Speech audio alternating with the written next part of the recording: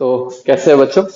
स्वागत है आपका इस प्यारे से चैनल वर्ल्ड ऑफ मैथ्स में, जहां पर आपको मैथ्स के साथ साथ साइंस भी पढ़ाया जाता है और वो भी बहुत ही इजीएस्ट एक्सप्लेनेशन के साथ में। तो लास्ट वीडियो में हमने कवर किया था कि रेजिस्टेंस क्या होता है, रेजिस्टिविटी क्या होता है। तो अगर आपने उस वीडियो को नहीं देखा है तो आप जाकर के हमारे चैनल पे उस वीडियो को चेक कर सकते हैं। और इस वाली वीडियो में हम स्टार्ट कर रहे हैं कि रेजिस्टेंस और रेजिस्टिविटी के ऊपर किस टाइप के न्यूमेरिकल्स आ सकते हैं। लेकिन न्यूमेरिकल्स को स्टार्ट करने से पहले मैं आपको कुछ एक चीजें कंसेप्चुअल समझाना चाहता हूं, जो कि अगर हम वायर ले अगर हम कोई भी एक वायर को लेते हैं, कोई भी वायर है अपने पास में एक्स वाई जेड, इस वायर का लेंथ बच्चों कितना मान के चल रहा हूं मैं, एल। कितना है इस वायर का लेंथ, एल। और इस वायर का जो एरिया है, लास्ट वीडियो में हमने देखा था कि एरिया क्या होता है, एरिया ऑफ क्रॉस सेक्शन क्या होता है, this is the area of cross section. और इस एरिया ऑफ क्रॉस सेक्शन को मैं ए लेके चल रहा हूं, ठीक है। और इस जो भी रेजिस्टेंस होता है हर एक मेटल का, वो कांस्टेंट होता है, उसको रो से डिनोट किया जाता है। रो इज द रेजिस्टिविटी, है ना, और it is constant, it is constant.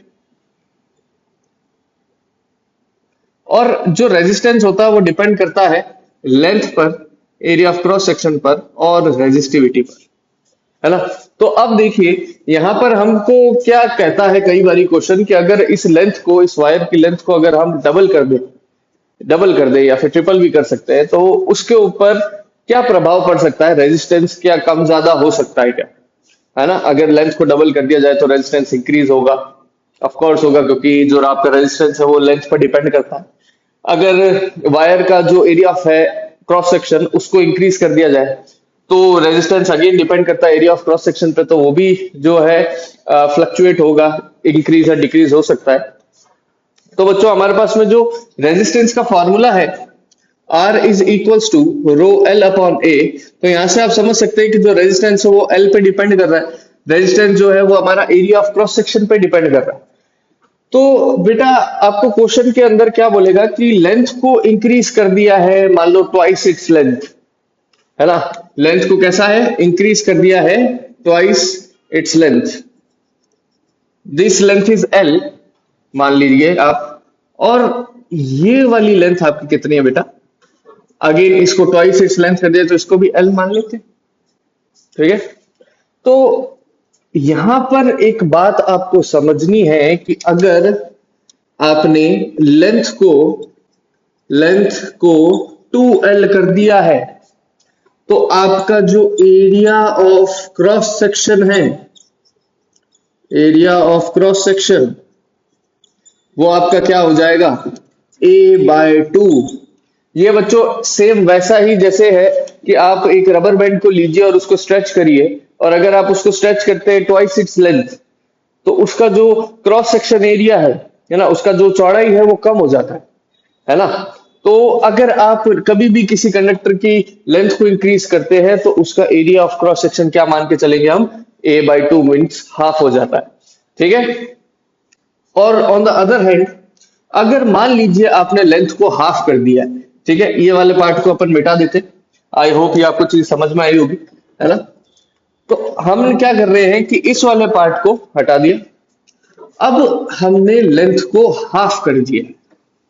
हमने क्या है बच्चों, लेंथ को हाफ कर दिया है, ऑलमोस्ट यहां तक हम लेंथ को लेकर के आ गए, ठीक है। या फिर आप ऐसा समझ सकते हो फोल्डेड, ऐसा फोल्ड कर दिया है, कैसा, ये इस वायर की लेंथ को हमने फोल्ड कर दिया ऑलमोस्ट कुछ इस तरीके से, ठीक है। आपको समझ में आ रहा होगा। तो इसका लेंथ जो L था अब क्या हो गया बेटा, L/2 हो गया है। तो इसका क्रॉस सेक्शनल एरिया आप देख पा रहे होंगे कितना हो गया, कितना हो गया इसका cross sectional area, this is A तो दिस इज ऑल्सो A, तो ये दोनों चीजें क्या हो गई, 2A। इट मींस कि अगर आप लेंथ को, अगर आपने लेंथ को L/2 कर दिया है, ठीक है, तो आपका एरिया ऑफ क्रॉस सेक्शन क्या हो जाएगा, एरिया ऑफ क्रॉस सेक्शन कितना हो जाएगा 2a।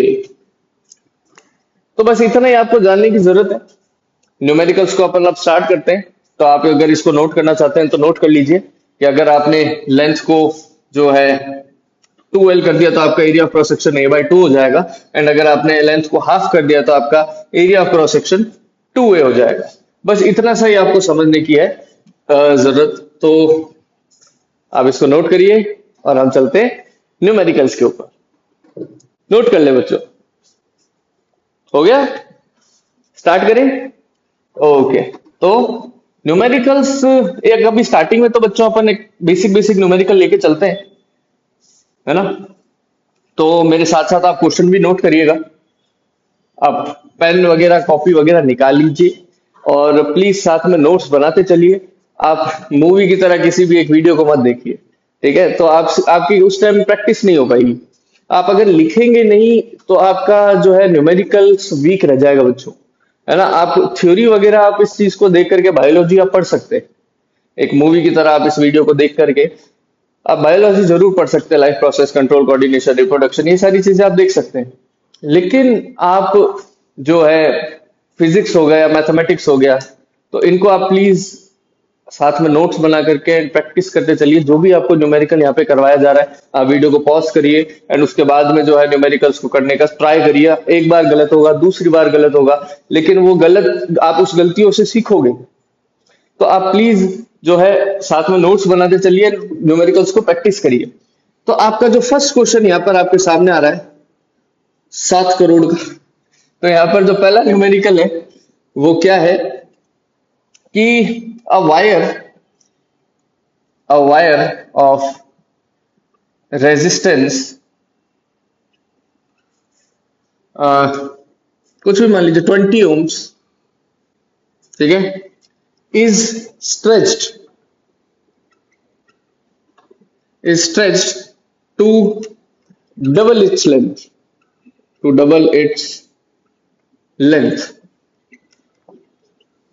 ठीक है। फाइंड द न्यू रेजिस्टेंस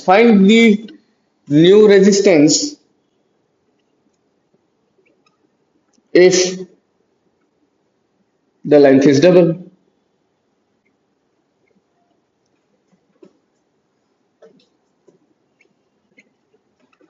ठीक है, इस टाइप से कुछ एक स्केलेटल क्वेश्चन लेके चल रहे हैं ताकि आपकी प्रैक्टिस हो जाए, आप एक बार कंसेप्ट को समझ में आए आपको, है ना? तो एक बार के लिए हम ये क्वेश्चन लेके चल रहे हैं। तो आप समझिए कि इसको करेंगे कैसे। जिन बच्चों को आता है, जिन बच्चों ने पढ़ रखा है स्कूल में या कहीं किसी और जगह पर, तो आप इस टॉपिक को अगर आप रिवाइज करें तो यहीं पे आप वीडियो को पॉज करिए एंड खुद से करने का ट्राई करिए। बहुत ही बेसिक क्वेश्चन है, स्टार्टिंग के लिए एक बार बेसिक क्वेश्चन लेके चल रहे हैं, उसके बाद में हम जो है एस्केलेट करेंगे बिल्कुल। तो अभी स्टार्टिंग में हलवा सवाल ले रहे, तो आप समझिए। एक हमारे पास में वायर है जिसका रेजिस्टेंस कितना है 20 ओम्स। ये तब है जब उसका लेंथ कितना था L। अब उस लेंथ को हमने डबल कर दिया है तो उसका रेजिस्टेंस ऑफ कोर्स चेंज होगा, क्योंकि हमें पता है कि resistance depends on L and area of cross section. तो यहाँ पर अगर आपने रेजिस्टेंस जो है लेंथ को अगर आपने इंक्रीज कर दिया तो आपका रेजिस्टेंस भी ऑफ कोर्स इंक्रीज होना चाहिए, है ना? 20 नहीं रहेगा उस टाइम में, है ना? बात समझ पा रहे होंगे आप। तो 20 नहीं रहेगा, उसके अलावा भी कुछ ना कुछ चेंज होगा। हो सकता है 40 हो जाए, हो सकता है 60 समथिंग कुछ भी हो सकता है, अभी करके देख ले। तो देखिए, हम इस रेजिस्टेंस को जब लेंथ को डबल नहीं किया है उसको R1 मान लेते हैं, और जब लेंथ को डबल कर दिया जाएगा तो उसको R2 मान लेंगे। तो अभी के लिए रेजिस्टेंस R1 का फॉर्मूला L अपॉन ए, रो L अपॉन ए। अभी ये रो L अपॉन ए का वैल्यू कितना दिया हुआ है 20 ओम्स। अब देखिए, अगर हम इस लेंथ को डबल कर दें तो इसका एरिया ऑफ क्रॉस सेक्शन कितना हो जाएगा?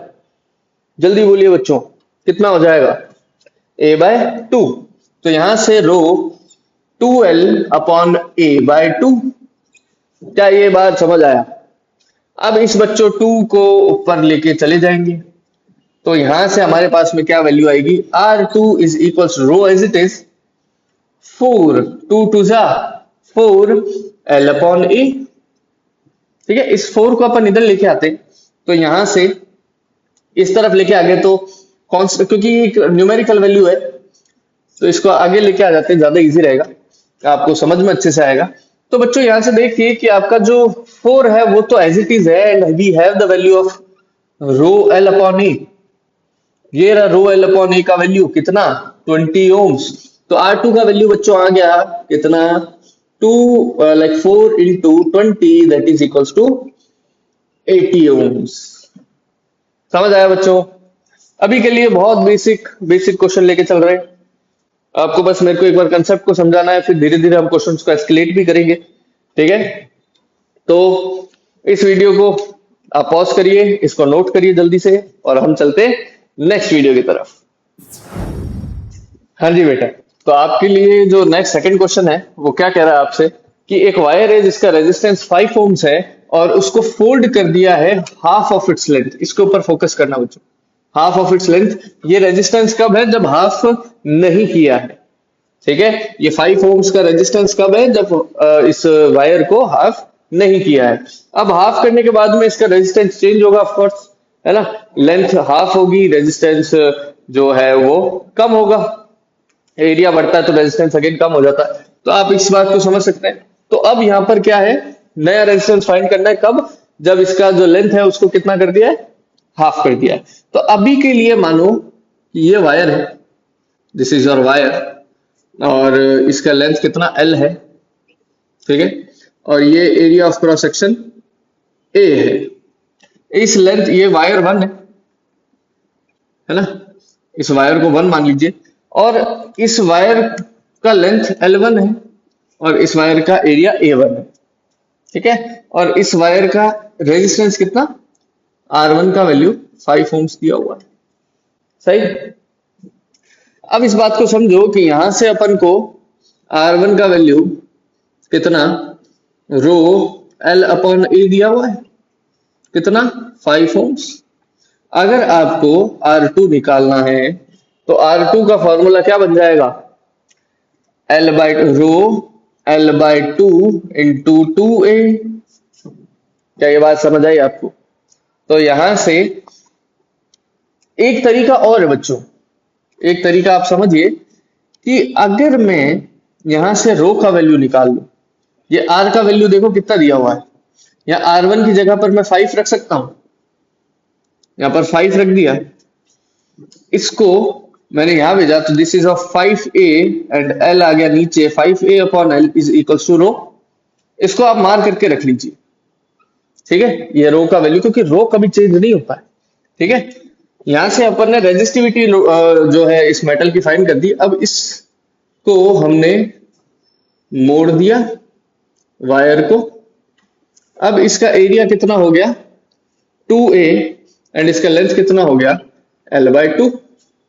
ठीक है, तो अब आप एक बात समझना कि यहां से R2 निकालने के लिए मेरे को रो L बाई 2 इंटू 2A करना पड़ेगा।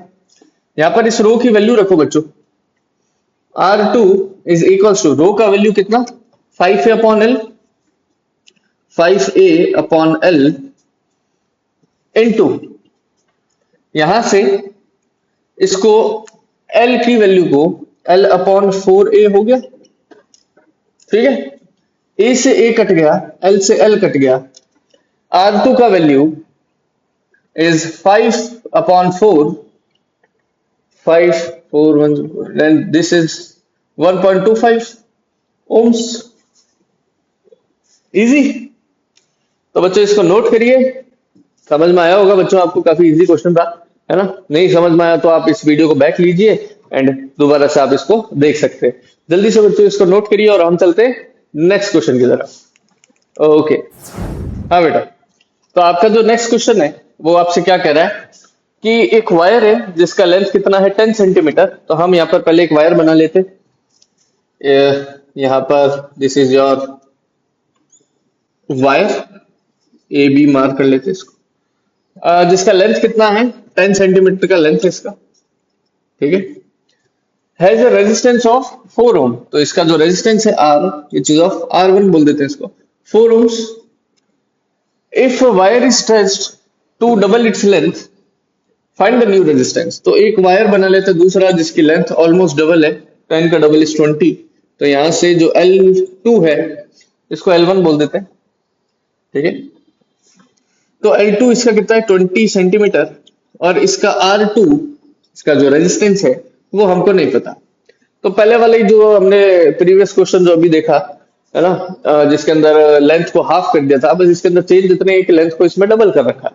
तो आप इस वीडियो को पॉज करो जल्दी से और खुद से ट्राई करो बच्चों, है ना।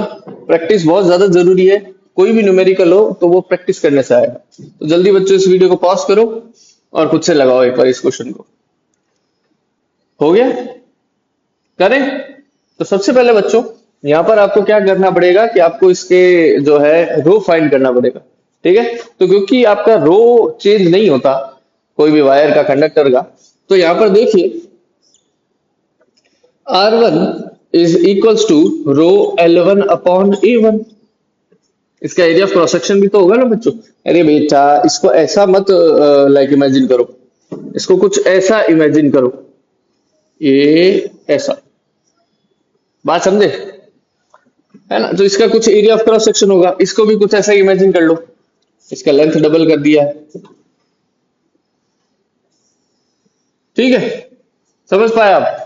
अब सुनो, यहां से हमको R1 का वैल्यू कितना दिया हुआ है 4 ohms, this is 4 ohms, R upon L1 upon A1, ठीक है। तो इसको A को हम कहा इधर भेज दें, है L ही बोल देते हैं, A बोल देते हैं। तो यहां पर हम इसको 4A upon L is equal to rho आ गया, रो का वैल्यू आ गया।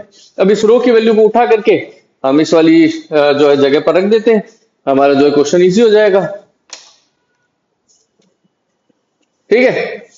तो देखो यहां से हमारे पास में R2 की वैल्यू हमें निकालनी है, R2 इज इक्वल्स टू रो। अब सुनो, लेंथ कितना डबल करा है ना, L2 का वैल्यू भी दे रखा। एक सेकेंड, यहां से बच्चों आप L का वैल्यू नहीं रख सकते, यहां पर L का वैल्यू रख दो 10, एंड दिस इज 10, 2 2 जा 4 एंड 2 5 जा 10, तो यहाँ पे रो का value 2A upon 5 is equals to L, ठीक है। यहां पर भी L का value into 20 rho L upon A by 2, कितना करोगे A बाय 2। अब आप एक बात समझो, इसको ऊपर लेके जाएंगे, R2 इज इक्वल्स टू रो का value 2A upon 5, 2A upon 5 into 2 into 20 upon A से A कट गया, यहां से 5 बन जाए, 5 4 जा, सही। तो यहां से R2 इज इक्वल्स टू 2 2 जा 4 एंड 4 2 जा 4 4 जा 16 ohms will be your answer. क्या बात समझ आया बच्चों? समझ आया बच्चों? जल्दी से बच्चों इसको नोट करिए और चलते हैं अपन नेक्स्ट क्वेश्चन की तरफ। हाँ जी बेटा, तो आपका जो नेक्स्ट क्वेश्चन है वो आपसे क्या कह रहा है कि यहाँ पर आपकी दो वायर्स हैं जिनका लेंथ जो है वो सेम है, जिनका लेंथ सेम है, पर उनका जो रेडियस है वो डिफरेंट है, एक का R1 है एक का R2 है। Find the ratio of the resistance and resistivity if they are made of same material. अगर वो सेम मटेरियल के बने हुए हैं तो उनका अगर लेंथ भी सेम है बट उनका रेडियस अलग है, means area of cross section different है। और बच्चों एक भी चीज, भले वो लेंथ हो चाहे एरिया ऑफ क्रॉस सेक्शन हो, एक भी चीज अगर डिफरेंट होती है तो आपका जो रेजिस्टेंस है वो डिफरेंट हो जाता है, ठीक है। तो यहां पर हम दो वायर्स बना लेते हैं, दिस इज वायर 1, इसको थोड़ा सा मोटा बना लेते हैं, दिस इज वायर 2, ठीक है, दिस इज वायर 1 वायर 2। तो यहां पर इसका रेडियस इस सेंटर से एंड सरकमफ्रेंस तक का रेडियस इसका R1 मान लेते हैं, this is wire 1, this is centre से सरकमफ्रेंस तक का दूरी is radius 2, this is wire 2। इसका लेंथ भी L है, इसका लेंथ L, इसका भी लेंथ L। अब क्योंकि दोनों सेम मटेरियल के बने हुए हैं तो दोनों का रो सेम होगा बच्चों। कितनों को ये बात समझ में आई? अगर नेचर ऑफ मटेरियल सेम है, अगर नेचर ऑफ मटेरियल सेम है, अगर दोनों सेम मटेरियल के बने हैं तो दोनों का रेजिस्टिविटी सेम होगा। Resistivity is what? Nature of material. Resistivity सिर्फ डिपेंड करता है एक ही चीज पे, which is nature of material, कि भैया जो जो मटेरियल है, जो मेटल है, वो किस मेटल का, मतलब किस मटेरियल का बना है। एल्यूमिनियम एल्यूमिनियम है तो दोनों का रेजिस्टिविटी सेम रहेगा। अगर कॉपर है, दोनों मेटल्स कॉपर है तो दोनों का रेजिस्टिविटी सेम रहने वाला है। क्या बात समझ आया? अब मेरी बात सुनो, दोनों का रेजिस्टेंस अलग अलग होगा, रेजिस्टिविटी दोनों का सेम है, लेंथ सेम, रेजिस्टिविटी सेम, बस रेडियस अलग तो एरिया क्रॉस सेक्शन अलग। एक मोटा होगा भैया और एक छोटा होगा, है ना? ऐसा ही होगा। तो यहां से हमको रेशियो निकालना है किसका? रेजिस्टेंस का एंड रेजिस्टिविटी का। तो यहाँ पर तो रेजिस्टिविटी का रो रेशियो रो, विच अगर रो 1 है तो 1:1 आ गया, 2 है तो भी कटकुट आ गया, 1:1 ही आना है, 3 है तो भी दोनों का 3 1:1 ही आएगा, क्योंकि resistivity resistivity depends on nature of material, nature of material. Simple है। अब सुनो, अब आपको क्या चाहिए? एरिया ऑफ क्रॉस सेक्शन जो कि अलग है, तो इसका रेजिस्टेंस R1 मान लो, इसका रेजिस्टेंस R2 मान लो, तो आपको R1 और R2 का वैल्यू चाहिए। आपको क्या चाहिए? R1 और R2 का वैल्यू। तो सुनो, यहां से R1 अपॉन R2 कर सकते हैं। रेशियो का मतलब यही तो होता है अपॉन में, है ना? तो पहले आप R1 का वैल्यू फाइंड करो। R1 रो L अपॉन E, ठीक है। R2 का value rho L upon A2, this is A1, this is A2। इसका एरिया जो है होगा कुछ ना कुछ A1, इसका एरिया होगा कुछ ना कुछ A2। सिंपल। तो यहां से अगर मैं इसको एरिया दे नहीं रखा, रेडियस दे नहीं रखा, तो हम क्या करें? अगर आप इसको वायर को थोड़ा ढंग से देखो, दिस इज योर वायर, ऐसा वायर है सिलेंड्रिकल दोनों तरफ से, है ना? This is length and this is wire. समझ आ रहा है? अरे ये रहा वायर, ऐसा जा रहा है, ये रहा, तो दोनों एरियाज ये रहे, सही। तो यहां से आपको क्या देखने को मिल रहा है? ये एक क्या है? सर्कल है। तो area of circle is what? Pi R square. यहां से क्या करेंगे? Area of circle is equals to pi R square. सही जा रहे हैं? अब सुनो, यहां पर R1 अपॉन R2 करना है, it means rho L upon A1 upon rho L1 upon A2। Rho से रो कट गया, L से L कट गया, यहां से बचा क्या? 1 upon A1 upon 1 upon A2। सही जा रहे हैं? यहां से अब आप एक बात समझो, area 1 means 1 upon pi R1 का square upon 1 upon pi R2 का स्क्वायर। सही। आप इसको ऊपर ले जाओ। अरे ये टर्म बच्चों ऊपर चला जाएगा, तो यहां से क्या आ गया? R1 upon R2 is equals to pi R2 का स्क्वायर अपॉन पाई R1 का स्क्वायर। पाई से पाई कट गया, हमारा जो रेशियो था R2 का स्क्वायर रेशियो R1 का square, that will be your answer. क्या बच्चों बात समझ में आई? इजी है बच्चों। ये टाइप का न्यूमेरिकल काफी इंपॉर्टेंट है, तो आप इसको जरूर से नोट करना, ठीक है। और एक बार इस टाइप के न्यूमेरिकल्स को जो है आप खुद से करने का सॉल्व करना, ठीक है। तो जल्दी से बच्चों इसको नोट कर लीजिए।